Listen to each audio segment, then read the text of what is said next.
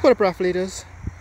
Just thought I'd take a look at the other end of this road construction project. Here it is. So they're building this road connecting the bypass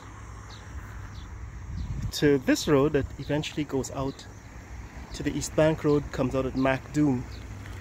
And I thought I'd take a closer look at the construction process. So here is the trench that they're digging. So they're digging a trench to eventually fill with sand. So they're digging a trench which at this point seems to be at least 30 feet, maybe 4 feet deep. And then they're filling it with sand and watering the sand, as you can see at the other end. So what they're doing is dumping truckloads of sand into this trench to build a foundation, and then they're watering the foundation. They're actually trying to settle the sand with water, and I guess over the top of that they're going to pour concrete and build the connecting road. So that is what is happening at this end. And to do that, they've actually cut off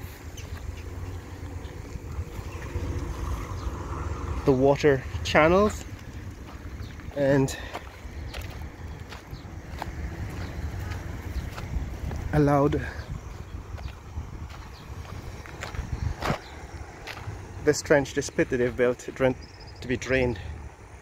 So that's how they're building this road. It's kind of interesting because eventually you'll be able to examine the performance of these roads, how quickly they break up the kind of traffic transportation, these heavy trucks that eventually use the roads, how in fact these roads that are constructed in this way stand up to traffic and heavy vehicles. And that's the idea behind this. This street is a continuation of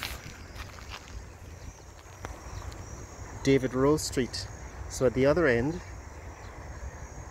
is David Rose Street in South Rhinebeck Gardens, and it continues all along this road in Houston.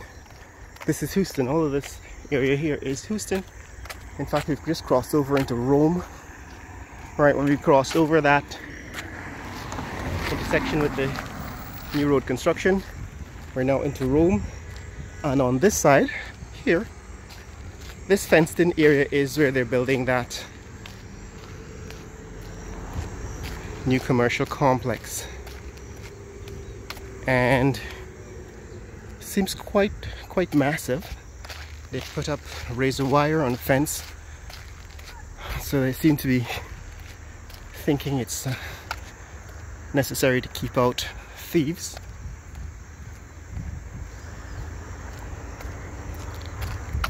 And they've completed, I think, 2 structures,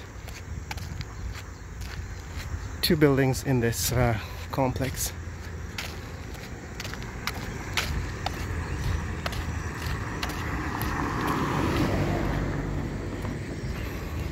But on the other side, all of that is what used to be sugarcane field, and that land is currently vacant.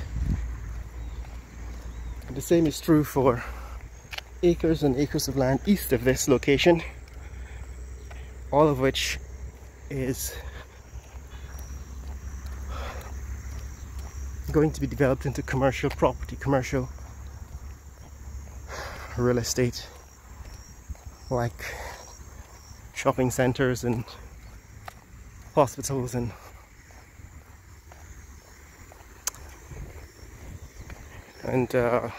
tourist hotels and resorts. But it's interesting to take a look at this area before the development comes here. I don't know why I'm fascinated by the transformation that is going on here, because it's unimaginable. In other words, when you look at all of this land, and you wonder what will become of it. And then you come over here and you get a glimpse of what is already becoming of it. So this is, let's see, quick look on the inside of this fence. So this is what is inside of the fenced off area, and that's what they're building. They've actually completed 2 buildings, as I said. 2 of these long buildings are supposed to be storefronts. The back of the building, there's a loading dock with a large lifting gate, and the front is storefront. But this is what's happening here, guys. This is how the development is taking place.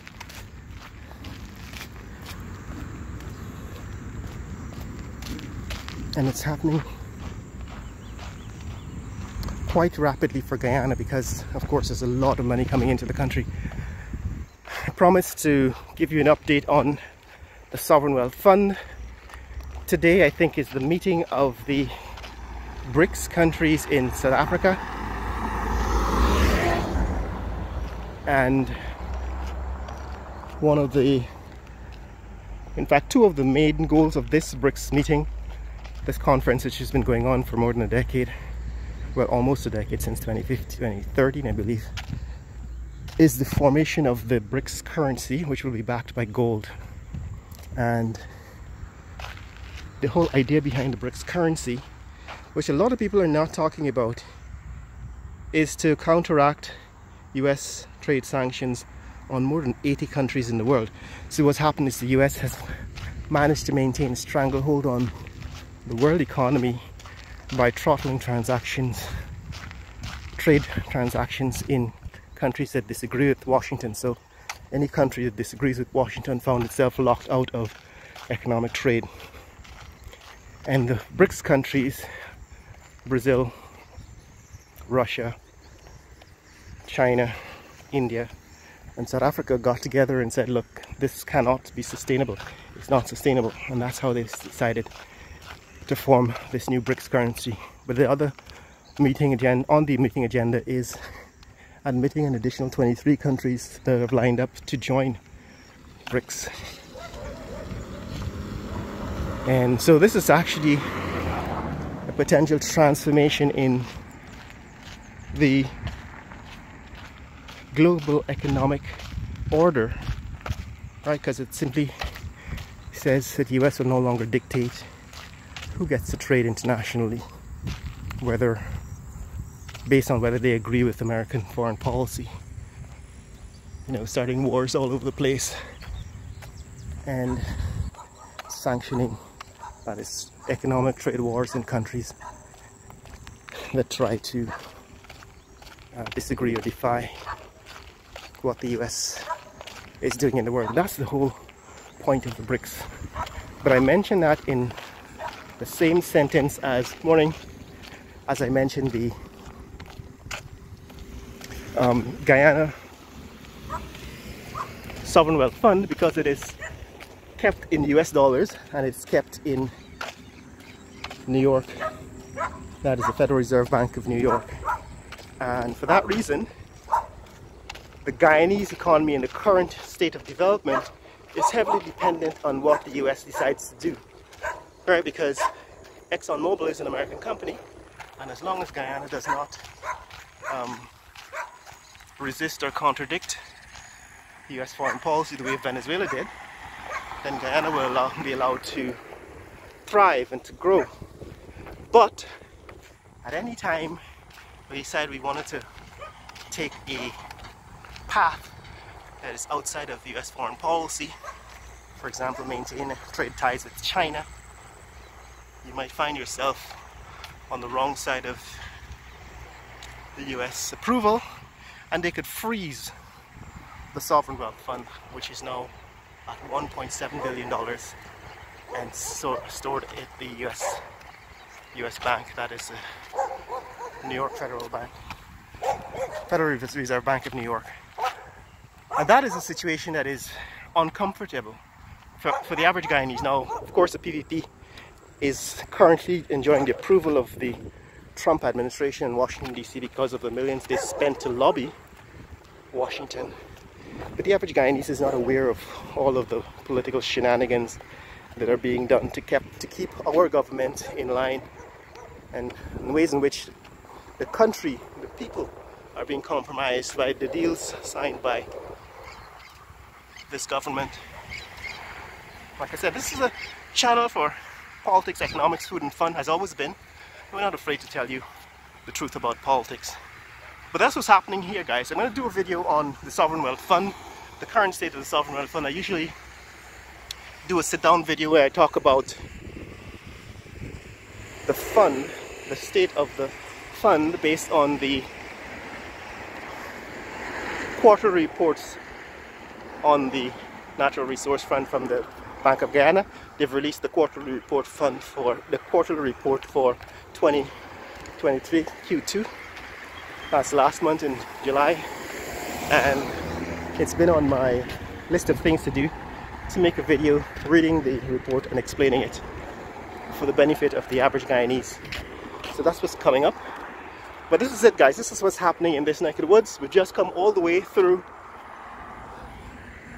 David Rose Street and looked at the front end of this new commercial complex.